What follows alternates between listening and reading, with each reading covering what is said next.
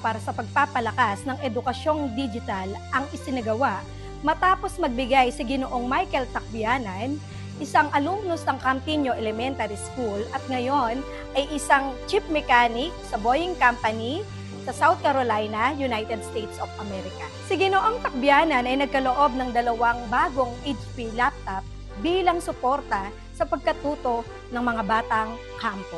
Aniya, ang nasabing donasyon ay kanyang ipinagkaloob bilang tugon sa pangangailangan ng paaralan sa makabagong kagamitang panturo na magsisilbing tulay sa mas epektibo at mas inobatibong pagkatuto ng mga mag-aaral.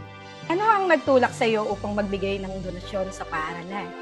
Yun nga ma'am, isa po akong alumnus dito sa Campino Elementary School. Nung bata pa po ako, nagalak naman po ako magbigay ng donasyon kasi kailangan po ng mga bata, lalo na sa panahon po na mahirap mag-aaral. Malaking tulong ang 2 laptop sa paggagawa ng mga digital na gawain tulad ng online research, interactive lessons, at paghahanda ng mga guro ng makabagong learning materials na angkop sa pangangailangan ng mga bata.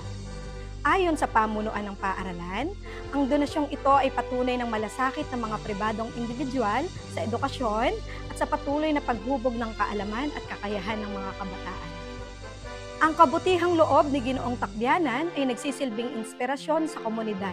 Ipinapakita na ang simpleng pagtulong ay may malaking ambag sa kinabukasan ng mga batang kampo at ng buong Campino Elementary School. Kasama ang buong CTES Media Team sa pangunguna ni Principal 4, Dr. Trinidad G. Beltran, ako si Mary Grace T. Bruan, teacher reporter ng Campino Elementary School, nag-uulat para sa DepEd Hour.